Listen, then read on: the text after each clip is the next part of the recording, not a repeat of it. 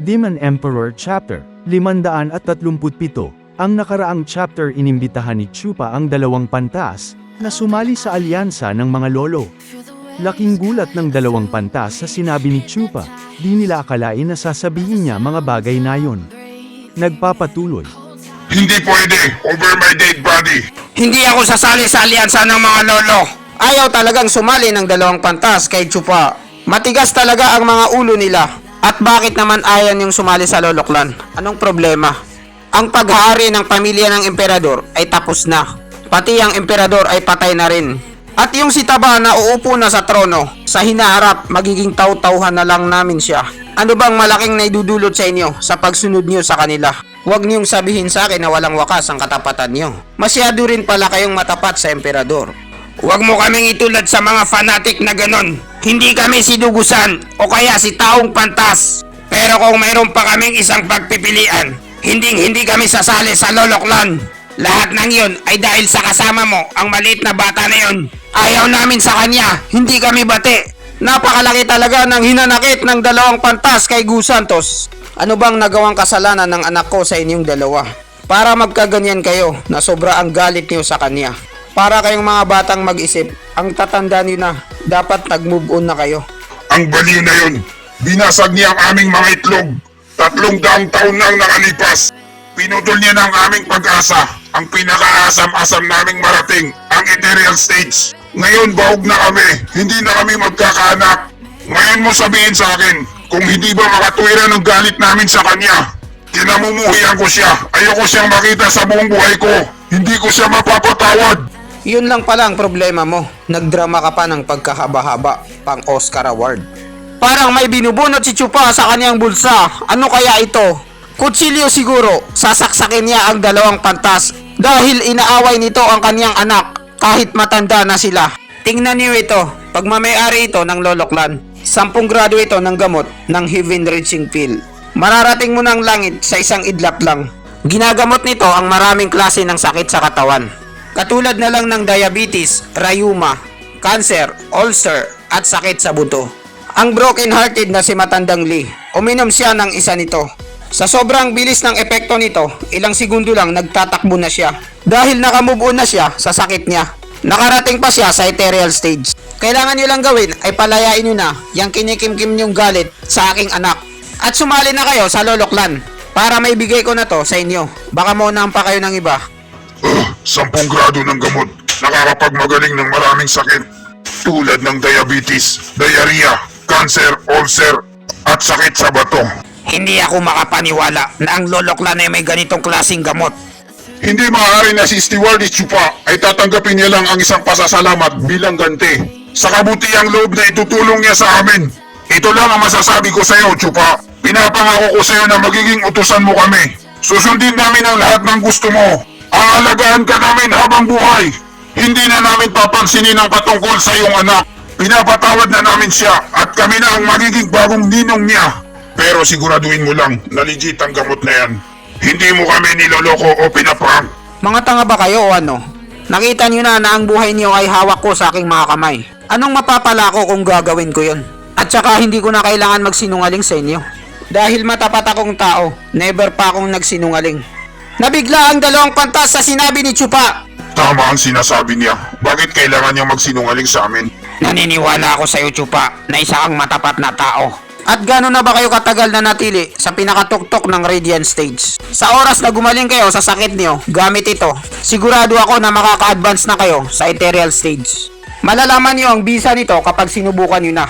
Nagkatitigan silang dalawa at napaisip sila na bakit ang bait ni Chupa sa kanilang dalawa.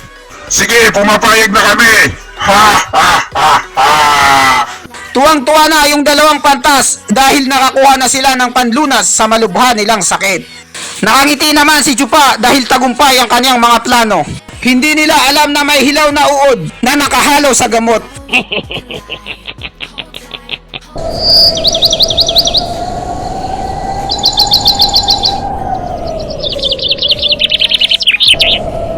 Isang bundok ng kagubatan, sa pinakataas nito ay isang bahay kubo. May isang lalaking nagkakape dito habang pinagmamasdan ang kapaligiran. Ang sarap talagang magkape dito. Maganda ang view. May isa pang biglang dumating.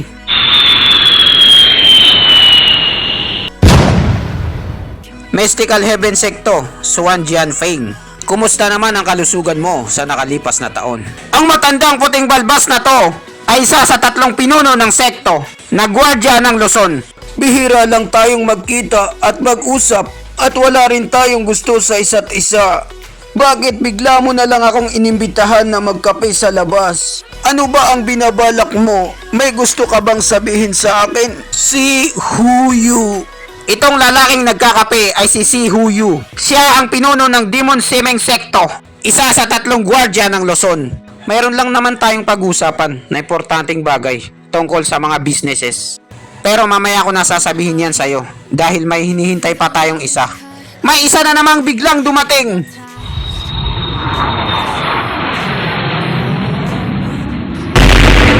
Nabigla si matandang Swan sa dumating. Sabay tumayo naman sa pagkakaupo si Huyu. Pinuno ng sekto, Ren, anong ginagawa mo rito? Inimbitahan ka rin ba ni Huyu na magkape? Ang lalaking ito na may magandang ahit ng bigote ay ang pinuno ng Heaven Trailer Secto. Isa sa 3 gwardya ng Luzon at pinakamalakas sa 3. Pinuno ng sekto, Ren, binabati kita ng magandang umaga. Ha ha ha ha! Pakiusap mga pinuno ng sekto. Pumunta lamang ako dito dahil gusto kong pag-usapan ang mga businesses. Tigilan niyo na yung pinaggagawa niyong seremonya para sa akin. Dahil hindi ako interesado. Ha ha ha ha! Pinuno ng sekto, Shi. Totoo ba ang sinasabi mo at hindi ka nagsisinungaling? Ang Yawen Clan, masyado nang malaki ang ulo nila para gumawa ng maruming laro ng pandaraya. Sa likod nating 3 mismo. Kailan naman na hindi ko ipagsasawalang bahala ang isang importanteng bagay. Alam mo yan at kilala mo ako, pinuno ng sekto, Ren. Pinuno ng sekto, Ren? Ano ba ang nangyayari? Hindi ko alam ang tungkol dito. Wala akong idea. Hindi mo ba alam ang tungkol dito? Pinuno ng sekto, Swan? Kung ganun, pumunta ka pala rito nang walang alam. Hayaan mong ipaliwanag ko sa'yo. Ang Yawen Clan, binenta nila ang 10% ng lupain ng Luzon sa mga taga Mindanao. Ano ka mo? Ang lakas naman ng loob nilang gawin yon. Masyado silang mapangahas. Kailangan silang mabigyan ng leksyon. Gulat na gulat ang matandang pinunong si Swan dahil hindi siya na-inform sa balitang ito. Bakit hindi mo sa akin sinabi agad ang tungkol dito? Sinabi ko na sa iyo ngayon, di ba? Ngayon alam mo na. Now you know. Ang sangganong to, ginagawa niya akong loko-loko rito. Nagtawag siya ng meeting at hindi niya sinabi kung saan to patungkol at bakit. Ipinapakita niya rito ang pagkakaiba namin ng importansya sa meeting na to. Hindi ito makakaganda sa relasyon namin ni punong sekto rin.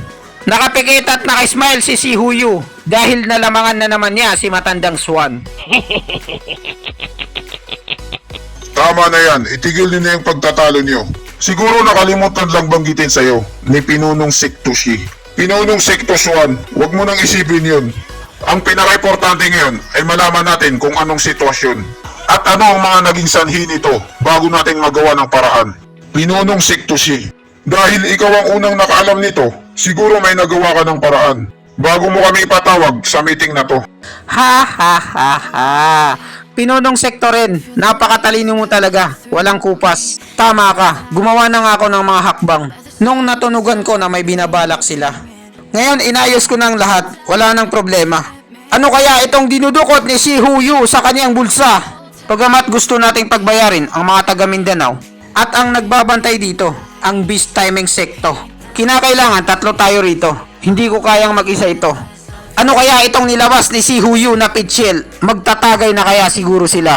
Itong pitchil na to ay naglalaman ng kaluluwa ng 3 Beast Timing Secto na matanda. Pwede nating magamit to na matinding atake sa Beast Timing Secto. Kidnap and ransom ang gagawin natin. Pero bago masimulan ang planong ito, kinakailangan muna ang payo ni Pinunong Sekto rin. Kung anong magandang makukuha natin gamit ito. Itong pitchil na to ang ginamit ng 5 may kapansanan na lalagyan sa 3 matandang Beast Timing Secto. Ha! Ano pa ba sa palagay niyo? Ang Mindanao ay isang bulubunduking lugar. Maraming mga gubat at sagana sa likas na kayamanan. Marami itong minahan at punong-puno ng mga halamang gamot, tanso, pilak at ginto. Minsan may mahanap ka ring diamante. Matagal ko nang hinihintay sa napakahabang panahon na mapasa kamay ko ang lahat ng yun. Ha ha ha ha! Lumalabas na ang totoong kulay ni Pinunong Sektoren. Isa siyang gahaman sa kapangyarihan. At dito nagtatapos ang chapter 537. Maraming salamat po sa panunood nyo. Mag-subscribe para laging updated sa buhay ni Chupa.